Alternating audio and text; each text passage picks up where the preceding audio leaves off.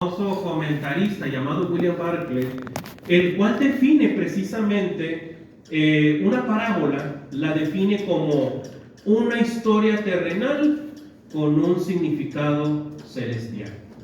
Y quiero utilizar esta definición para desarrollar mi tema. En los versículos 1 al 8 del capítulo 16 vamos a ver la historia terrenal.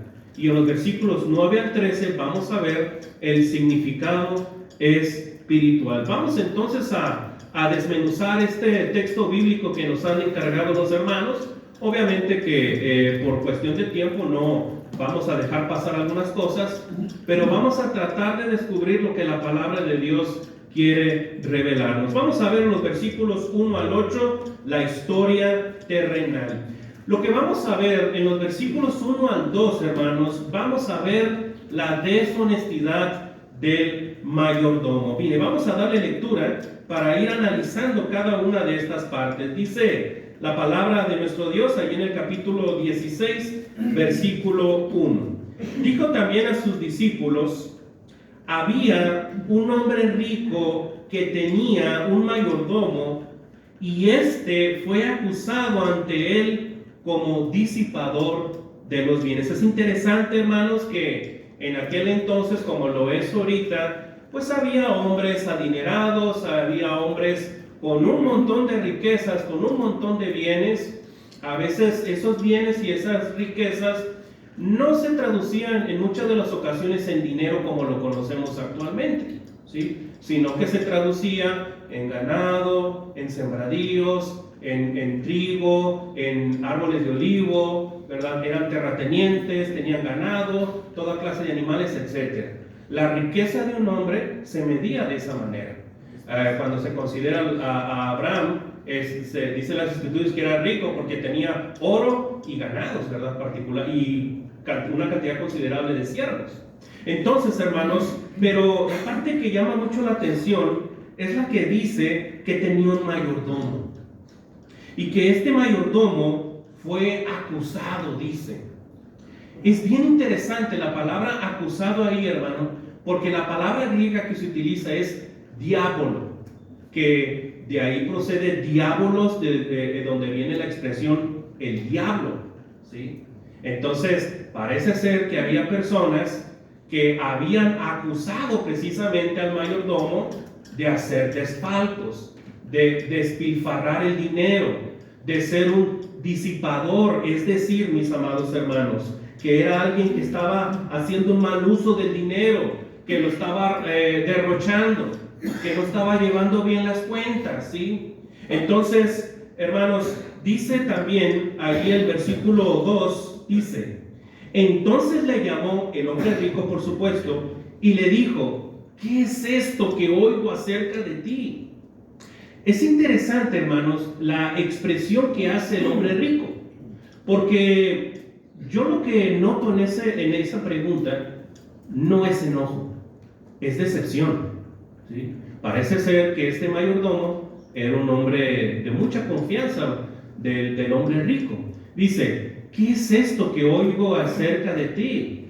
Da cuenta de tu mayordomía, tráeme los cuadernos de contabilidad, vamos a echar cuentas, ¿sí?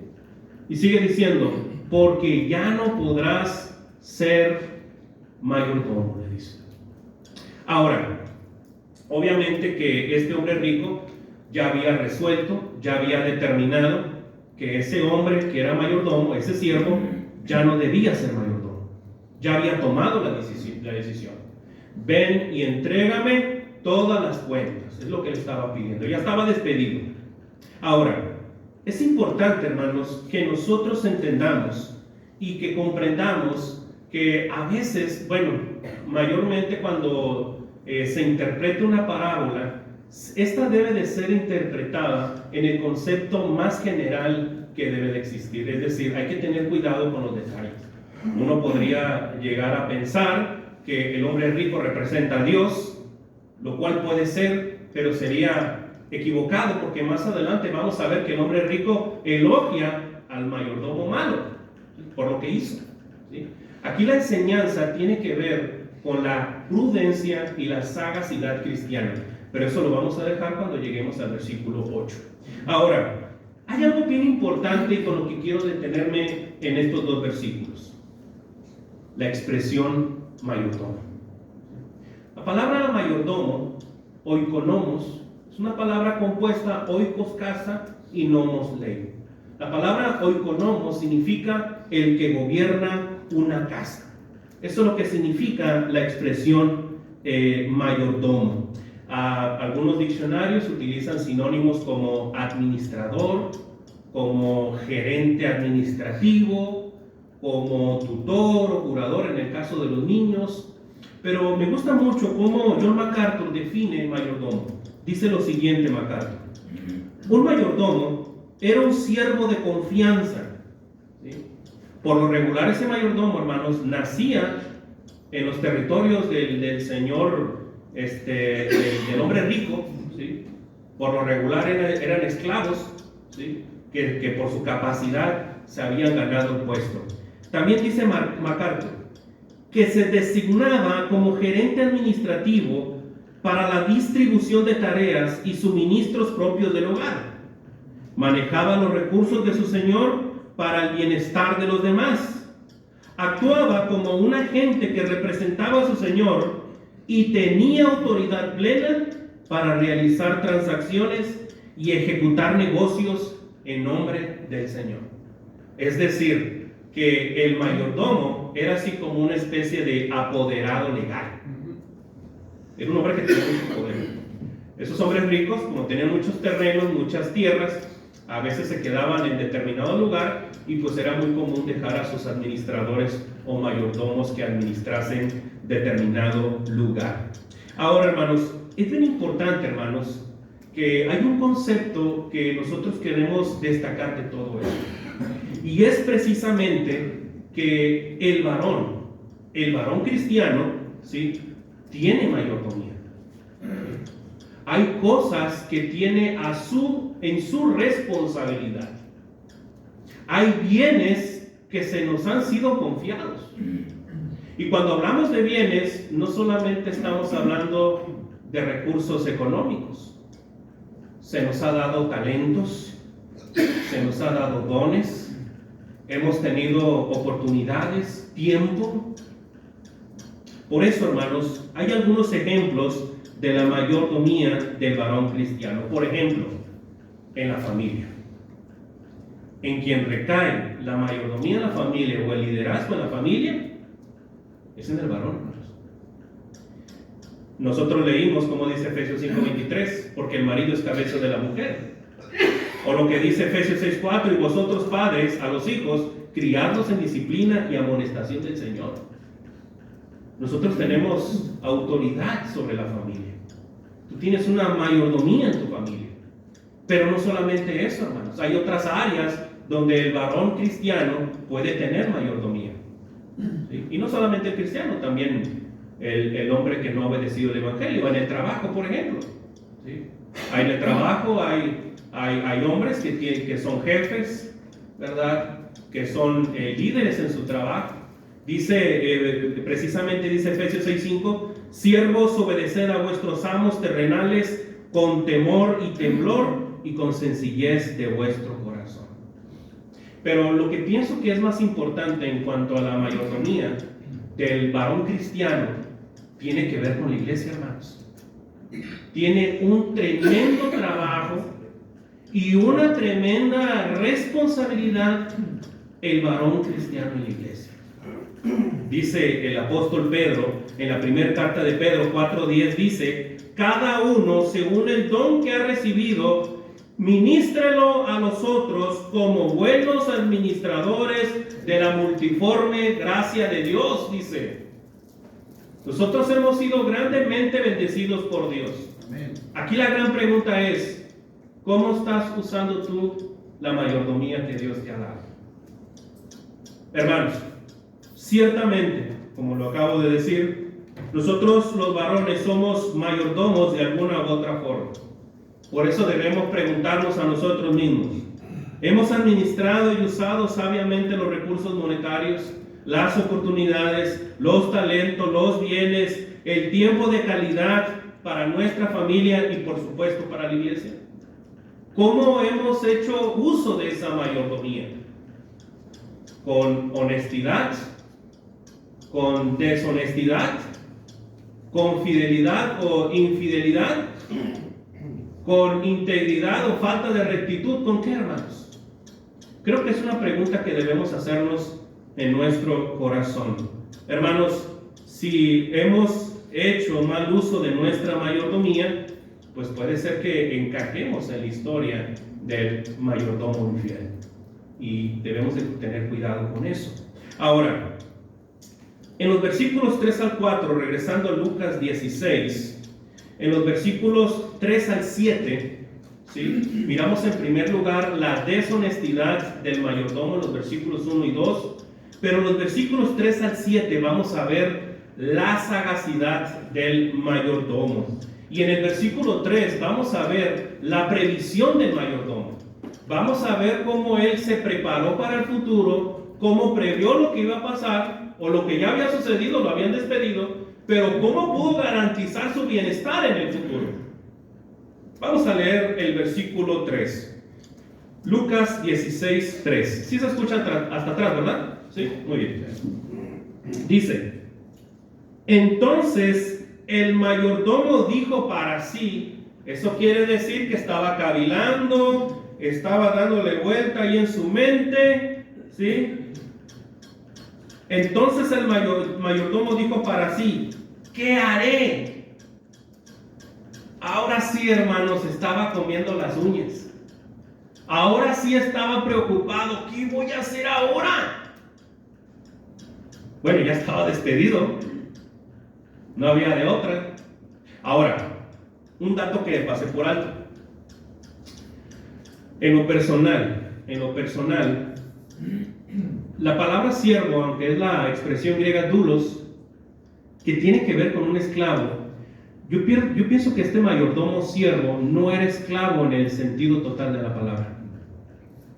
Porque si un esclavo le hubiera hecho esto, un esclavo como mayordomo le hubiera hecho esto al hombre rico, a su amo, no era para despedirlo. Los esclavos eran vistos como cosas, hermanos. O podía darle una buena reprimenda, azotarlo, hasta matarlo, o simplemente darle una buena disciplina. Entonces, por eso pensamos que ese siervo, ese mayordomo, era un empleado como tal. Porque lo despiden, hermanos. Los amos de aquel entonces eran capaces de azotar a sus siervos hasta matarlos. Ahora, es interesante porque está preocupado. ¿Qué haré? Dice. Y luego empieza a razonar. Porque mi amo me quita la mayordomía, dice. Ya estoy frito, ya se me acabó el trabajo, ¿qué voy a hacer ahora? Y luego hace un razonamiento verdaderamente vergonzoso. Dice: cavar no puedo. Pues yo soy un hombre de oficina, yo no me aviento al trabajo físico. ¿Cómo andar cavando? Es un trabajo de esclavos. Además, es un trabajo de esclavos, andar cavando. No, pues ¿cómo me voy a rebajar? Yo soy un trabajador de cuello blanco. Y luego dice: mendigar me da vergüenza. Me encanta cómo por ahí había el título de un bosquejo que estaba intitulado de la siguiente manera, sobre este versículo, y decía así el título: cava, mendiga o roba. Y adivinen qué es lo que va a hacer. Va a robar. Se le hizo más fácil robar. Hermanos, al ver cómo el mayordomo se hace la pregunta: ¿qué haré? Esta actitud del versículo 3, hermanos, nos enseña una lección muy sobresaliente sobre la urgencia de la cuestión de dar cuenta a nuestro Señor. Nosotros debemos de tener presente en nuestros corazones que algún día, como varones cristianos, le vamos a tener que dar cuenta a Dios de nuestra mayordomía. Lo bueno que aquí al mayordomo le dijeron: ven y vamos a hacer cuentas. Ya estás despedido. Pero cuando Cristo venga por segunda ocasión y le tengamos que dar cuentas, ahí no va a haber aviso, hermano. Así que no te prepares hasta que Cristo venga, porque ya no va a haber tiempo para prepararte. Este es el tiempo para preparar. Este es el tiempo para organizar tu mayordomía, tus cuentas, no necesariamente monetariamente, también tu vida, tu familia, tu trabajo, tu vida espiritual. Ahora, en el versículo 4, ahí en Lucas 16:4, nosotros vamos a ver, hermanos, el plan del mayordomo. Dice el versículo 4: ya sé lo que haré, tuvo una eureka, para que cuando se me quite la mayordomía, ¿sí?, me reciban en sus casas cuando ya me despidan totalmente. O sea, tuvo un momento de lucidez, dijo: ya sé lo que voy a hacer. Voy a beneficiar a mis amigos, con aquellos con los que hice trato, para que cuando ya totalmente se me quite la mayordomía, pues yo tenga a dónde ir a vivir o donde me puedan recibir. Como no puedo cavar y tampoco puedo mendigar, pues con el poco poder que me queda, pues voy a hacer algunos movimientos medio turbios ahí. Ahí podemos ver el plan del mayordomo. Y en los versículos 5 al 6 vamos a ver ya en forma la maquinación del mayordomo. Mire, vamos a darle lectura, ¿sí? Versículos 5 al 7 dice: y llamando a cada uno de los deudores de su amo, no sabemos si eran más de 2 hermanos, pero aquí se mencionan 2, dijo al primero: ¿cuánto debes a mi amo? Él le dijo: 100 barriles de aceite. Y le dijo: toma tu cuenta, toma tu factura, siéntate pronto. Era la premura, hermanos. Ya tenemos que hacerlo ya, porque ya el despido estaba a la vuelta de la esquina. Siéntate pronto y escribe la cuenta. Iban a cambiar la factura, hermanos. Iban a modificar, ¿verdad? Iban a hacer actos de corrupción en los libros de contabilidad, en el libro de registros. Y luego dice el versículo 7: después dijo a otro: ¿y tú cuánto debes? Y él le dijo: 100 medidas de trigo. Él le dijo: toma tu cuenta y escribe 80. Esto era para beneficiarse él, para cuando lo corrieran, que alguien lo pudiera recibir. Pero fíjense, hermanos, quiero hacer el siguiente ejercicio. Me di la tarea, hermanos, de investigar a cuánto se traduce o cuál es la equivalencia monetaria de esto en tiempos modernos. Pero debo confesar que me topé con una gran dificultad, porque, por ejemplo, en el caso de los 100 barriles de aceite, había barriles romanos con un peso, ¿sí?, con una medida. Había barriles de Jerusalén, de acuerdo al estándar de Jerusalén, y había barriles galileos o griegos. Había diferentes tipos de medidas, ¿sí? Uno era de 32, otro de 34, de 37. ¿Sí? Pero tomé esta información, lo poco que nos dieron, y lo traté de traducir a tiempos modernos. ¿A cuánto podría equivaler todo esto hoy? Desde mi perspectiva. Ahí les va. Por ejemplo, un barril era una medida de capacidad que se conocía, bueno, en el griego viene bato, que viene siendo un bato griego, ¿sí? Y un bato equivale a 37 litros, ¿sí?, que en este caso 37 litros de aceite. Considerando un aceite de oliva comercial de la marca Nutrioli, el cual está más o menos a 324 pesos, solamente, eso es lo que estuve checando ahí en Walmart.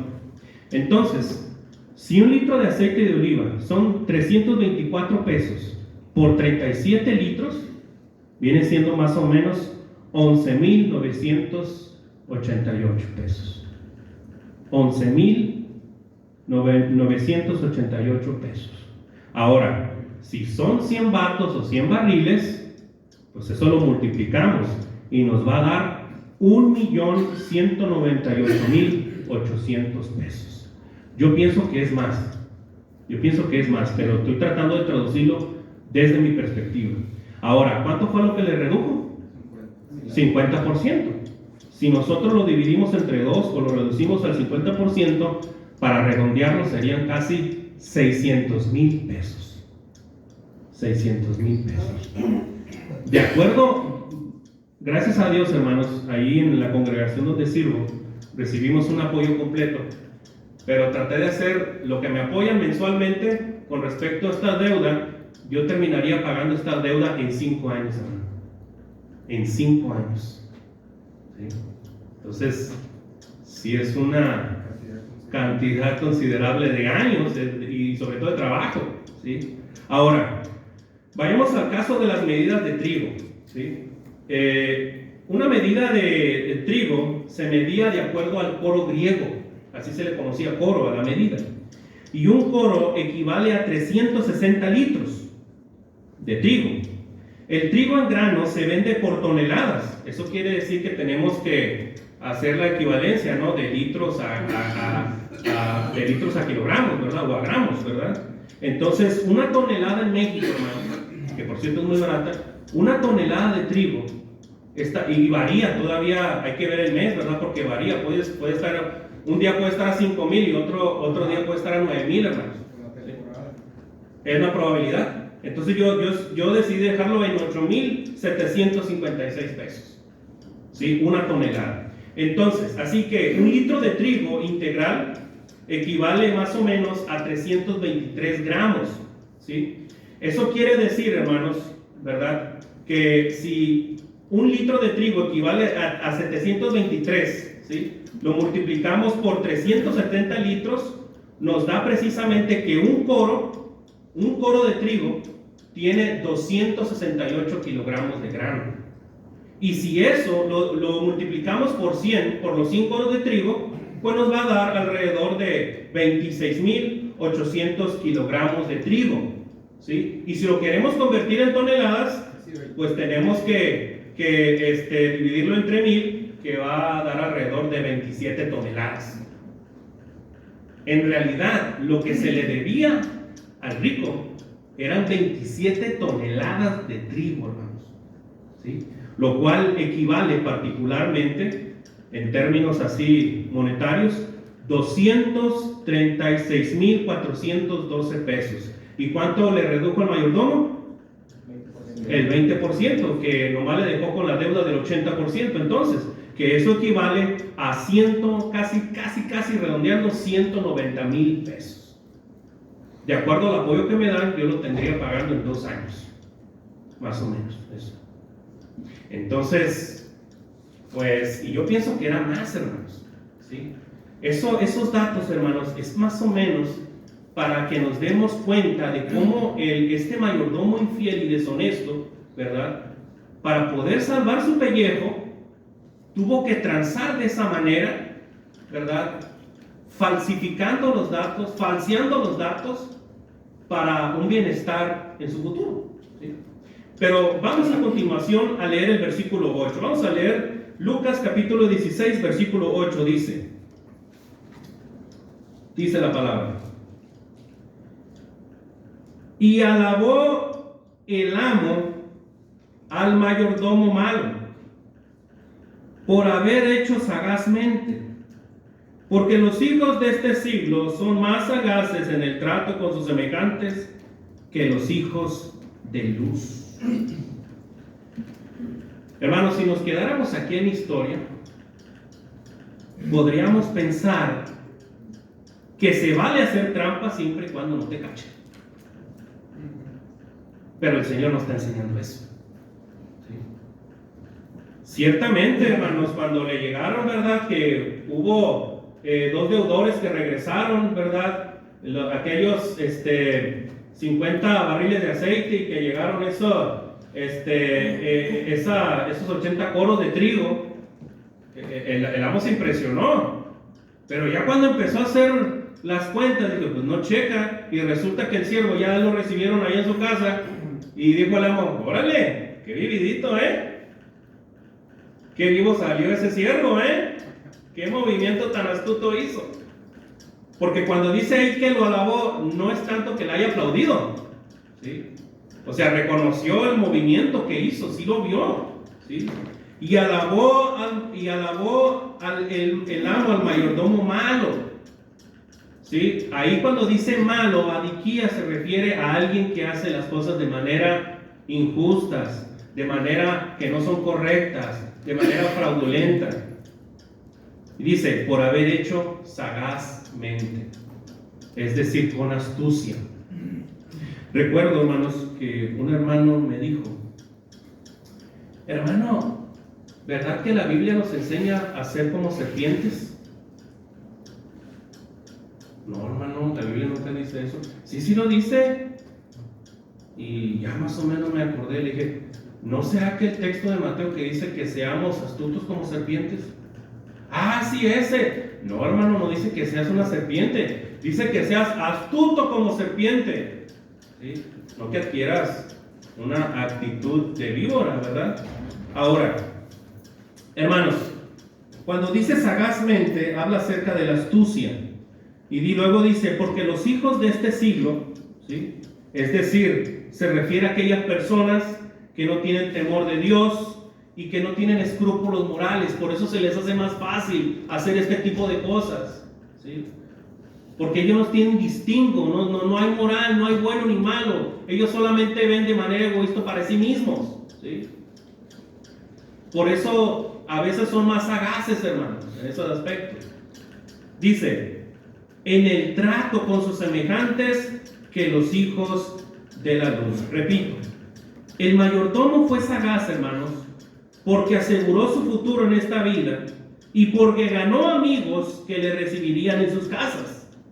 Desde luego, hermanos, él no es un ejemplo para nosotros en sus hechos fraudulentos, sino en su propósito firme de hacer los necesarios preparativos para asegurar su bienestar. Por eso yo quiero llegar a la parte toral de esto que acabamos de analizar en los primeros 8 versículos. ¿Qué podemos aprender de esta historia terrenal?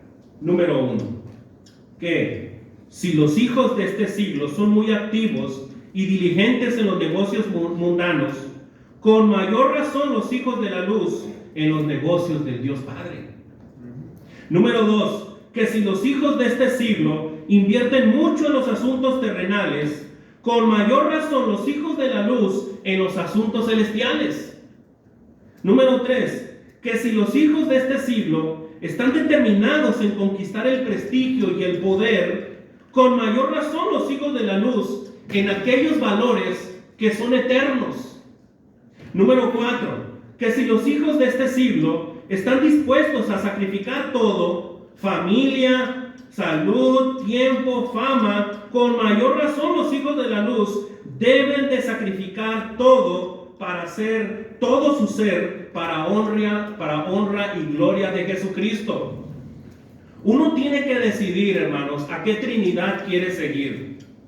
Está la Trinidad del mundo que piensa, si tengo amor, si tengo dinero y salud, ya tengo todo, dicen. Ahora, no está malo tener salud. No está malo tener dinero. El dinero no es malo ni es bueno, hermanos. Solamente depende del corazón y de la concupiscencia del corazón de cada quien. ¿Sí? Entonces, el dinero, el amor, la salud, no es nada malo, pero hace falta algo ahí, hermanos. Dios. Las personas creen que si tienen la Trinidad del mundo ya no tienen todo. Pero no es así, hermanos. Si no tienen a Dios, es como si no tuvieran nada, hermanos. Por eso uno tiene que decidir a qué Trinidad, a qué deidad va a seguir. Si va a seguir a la Trinidad del mundo o va a seguir a la verdadera Trinidad que es el Padre, el Hijo y el Espíritu Santo. Tú tienes que elegirte a quién quieres seguir. Ahora, Esa fue la primera parte, hermanos. Ya lo otro lo vamos a ver más brevemente.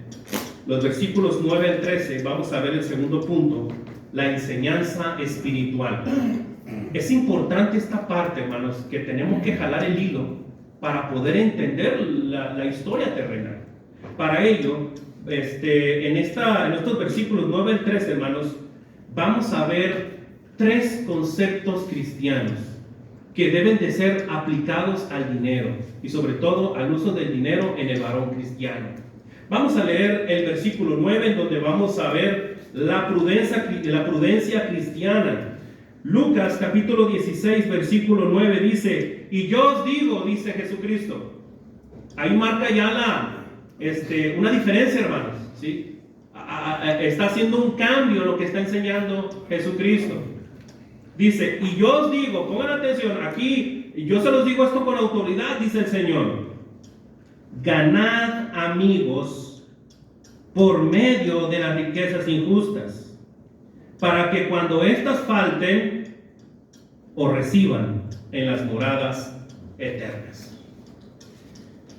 Hermanos, me gusta mucho cómo Francisco La Cueva parafrasea este versículo 9. Y creo que este comentarista capta muy bien lo que trata de decir el versículo 9. Parafrasea Francisco La Cueva, dice: aunque sea poco lo que poseáis en este mundo, procurad sacar de ello el mayor provecho posible para la vida eterna. Repito, aunque sea poco lo que poseáis en este mundo, procurad sacar de ello el mayor provecho posible para la vida eterna. Hay algo interesante en el versículo 9. Dice el Señor: ganad amigos por medio de las riquezas injustas. La gran pregunta aquí es: ¿las riquezas son malas? ¿Las riquezas son injustas? Lo volvemos a decir: el dinero en sí mismo no es ni bueno ni malo. Miren, hermanos, yo creo que esto no es novedad para ustedes, pero sabemos que en la iglesia en la iglesia podemos ver de todo en la viña del Señor. Vemos hermanos que son adinerados y son muy generosos, y también vemos hermanos que son adinerados pero a veces son muy codos, y viceversa. Hay hermanos que tienen una condición humilde y también no son muy generosos, que digamos. Y hay hermanos de condición humilde que son muy generosos, hermanos, ¿sí? Hermanos, el dinero no es malo ni es bueno, ¿sí? El problema es cuando el corazón perverso lleva a uno a la avaricia y lo convierte en idolatría, ¿sí? Dice Pablo que el amor al dinero es la raíz de todos los males. Hay que tenerle su cuidado, ¿sí? Pero quiero comentar por qué el Señor dice que las riquezas son injustas. Vamos a ver, puede haber varias razones, son algunas suposiciones. Número 1, porque puede ser causa e instrumento de maldad. 2, porque pueden engañar, creando una felicidad ilusoria. Número 3, porque puede convertir a uno en avaricioso y en ulterior consecuencia lo pueden convertir en un idólatra al dinero, al Dios del dinero. Número 4, porque puede generar falsos amigos. Número 5, porque puede desviarnos del conocimiento de Dios. Y número 6, porque puede ser el enemigo número 1 del alma. Todo depende del carácter que tenga el cristiano delante del dinero. Me gusta mucho cómo lo dice Adam Clark. Dice el siguiente comentario, abro nota: las riquezas prometen mucho, pero hacen nada. Levantan la esperanza y la confianza, pero engañan a ambas. al hacer que un hombre dependa de ellas para la felicidad, le roban la salvación de Dios y la gloria eterna. Entonces, hermanos, ¿qué significa ganar amigos con las riquezas injustas? ¿Qué significa esa frase? El mayordomo malo utilizó el dinero de su señor para comprar amigos terrenales. Nosotros los cristianos debemos utilizar nuestro dinero de tal manera que podamos ganar amigos para la eternidad por medio de invertir en el evangelio del reino que lleva a los pecadores a la salvación a fin de que todos lleguemos a las moradas eternas. Así es como podríamos interpretar el versículo 9. ¿Y de qué manera, hermanos? Bueno, podríamos apoyar en comprar Biblias, en apoyar en comprar material de evangelismo, en apoyar a nuestros evangelistas. No sé, hermanos, hay muchas maneras en las cuales nosotros pudiéramos apoyar. Me gusta también un bosquejo que tiene John Wesley, que se predicó sobre este versículo, y él intituló el versículo 9, el uso del dinero. Y solamente puso 3 puntitos, los más los voy a mencionar. Número 1, gana todo lo que puedas. Número 2, ahorra todo lo que puedas. Y número 3, da todo lo que puedas. Entonces creo que es un buen bosquejo. Hermanos, este es el primer concepto cristiano: la prudencia, la sabiduría, la integridad con la cual debe de ser manejado el dinero, sobre todo para apoyar en la obra de Dios. Pero hay una segunda cosa. En los versículos 10 al 12 vamos a ver la fidelidad cristiana. 10 al 12 dice Lucas capítulo 16 versículos 10 al 12, dice: el que es fiel en lo muy poco, también en lo más es fiel. Lo muy poco ahí, hermanos, son las riquezas terrenales. Y luego dice, también en lo más, que se refiere a aquellas cosas que son valores eternos y celestiales, ya sea alguna función dentro de la iglesia, hermanos. Y luego sigue diciendo el versículo 10, y el que en lo muy poco es injusto, también en lo más es injusto. Era un proverbio que se utilizaba en la época. Versículo 11, pues si en las riquezas injustas no fuisteis fieles, hace una pregunta retórica, ¿quién nos confiará lo verdadero? Lo verdadero, hermanos, es lo eterno. Son los valores eternos. Es el tesoro celestial. ¿Quién nos confiará eso? La respuesta es nadie. Y luego dice también el versículo 12, y si en lo ajeno, los bienes que tienes y que ya hemos mencionado, y si en lo ajeno no fuiste fieles, ¿quién os dará lo que es vuestro? Nadie. Esa es la respuesta. Hermanos, la fidelidad, ¿sí?, como lo dijimos, la integridad, la honestidad en el manejo de los bienes es extremadamente importante para el cristiano, porque en el manejo terrenal del dinero se va a reflejar cómo esa persona podrá administrar cosas que verdaderamente importan, cosas celestiales, cosas que son eternas, hermanos, ¿sí? Y Dios observa eso.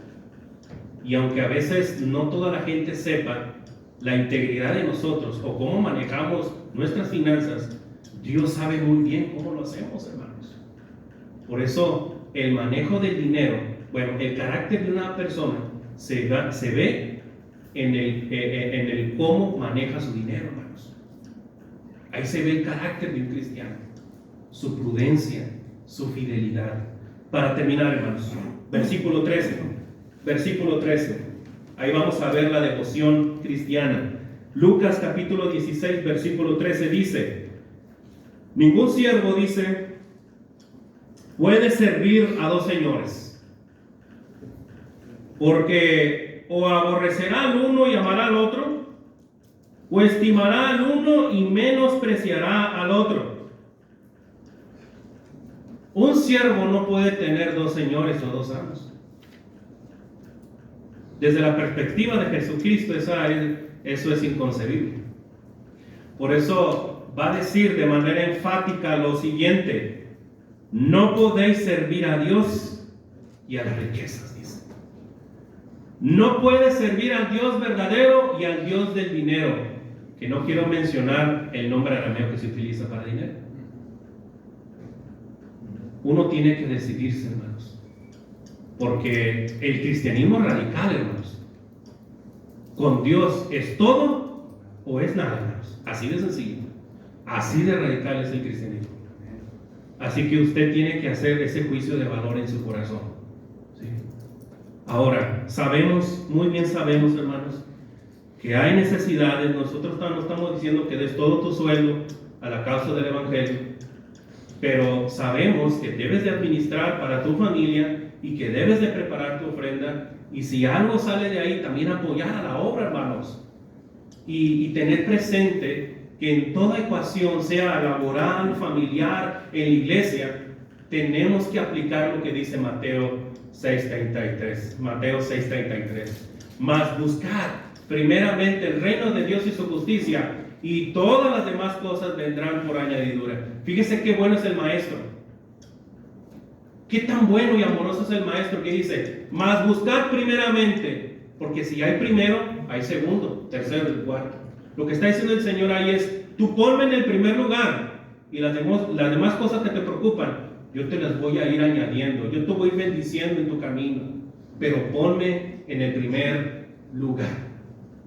Eso es lo que el maestro nos está enseñando. También dice el maestro: porque donde está vuestro tesoro, allí también estará vuestro corazón. El Señor nos enseña bastante acerca de eso. Segunda carta de los Corintios, hoy 8:9, el cual dice que conocemos la gracia de Jesucristo, que siendo rico se hizo pobre, para que en su pobreza nosotros fuésemos enriquecidos.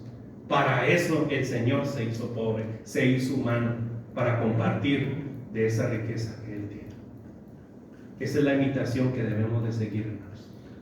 En conclusión, hemos visto el tema del varón y el dinero, hermanos, y consideramos dos puntos sencillos: la historia terrenal, donde conocimos a un siervo deshonesto que despilfarró los recursos de su señor, que preocupado por su futuro maniobró fraudulentamente para asegurar su bienestar, por lo cual el amo elogió su astucia.